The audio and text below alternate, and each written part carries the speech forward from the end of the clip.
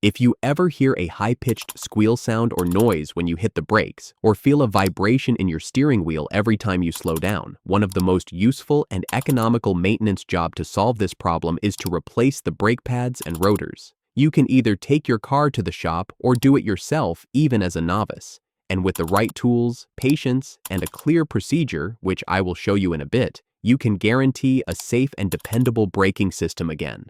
Now here is the DIY step on how to replace or change your brake pad and rotor yourself at home, safely.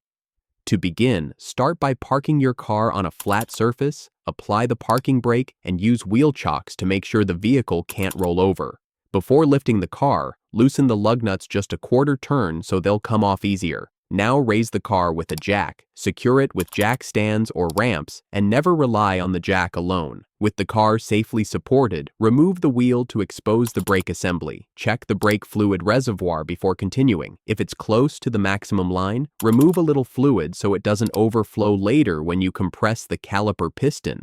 Next, remove the caliper by loosening the caliper guide bolts with the correct socket or wrench. Never let the caliper hang from the brake hose. Support it with a bungee cord or wire hook. Once the caliper is out of the way, slide out the old pads and remove any worn pad clips or hardware. If the rotor needs replacing, you'll often have to remove the caliper bracket as well. Take out the bracket bolts and then remove the rotor. Rust often seizes the rotor in place, so use penetrating oil or light taps with a rubber mallet to free it. Once it's off, clean the hub face thoroughly with a wire brush. This step is critical because even small rust spots can make the new rotor sit unevenly and cause brake pulsation. Apply a very thin film of anti-seize on the hub face if you want to make future rotor removal easier. Before installing the new rotor, spray it down with brake cleaner on both sides to remove any protective oils. Now secure the new rotor in place. Sometimes threading on a lug nut to hold it steady helps. Now reinstall the caliper bracket and torque the bolts to the manufacturer's specification. Install the new hardware clips and apply a thin coat of brake lubricant only on the areas where the pads slide, never on the friction surface. Insert the new pads into the bracket, making sure the wear sensor, if your pads have one, is oriented correctly. To make room for the new pads, carefully compress the caliper piston back into its housing with a C-clamp or a pad spreader tool. Watch your brake fluid level as you do this, because it will rise. Once the piston is fully compressed, refit the caliper over the new pads and tighten the caliper guide bolts firmly with a torque wrench. Reinstall the wheel and snug the lug nuts by hand. Lower the car back to the ground. Then torque the lug nuts in a star pattern to the manufacturer's specification so the rotor seats evenly. Before driving, pump the brake pedal a few times until it feels firm.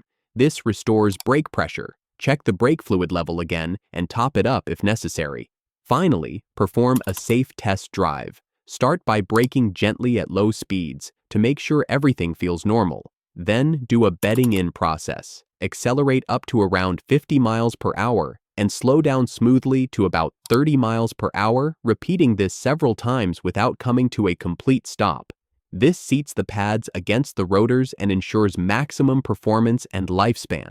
Replacing your own brake pads and rotors not only saves you money, it keeps your car stopping safely when you need it most and gives you more confidence in your DIY abilities. If you found this guide helpful, don't forget to hit that like button, subscribe, and here is a video you will like to see next. It covers everything you know about car noises and causes, with brakes and rotors being one of the many causes for it. I will see you there.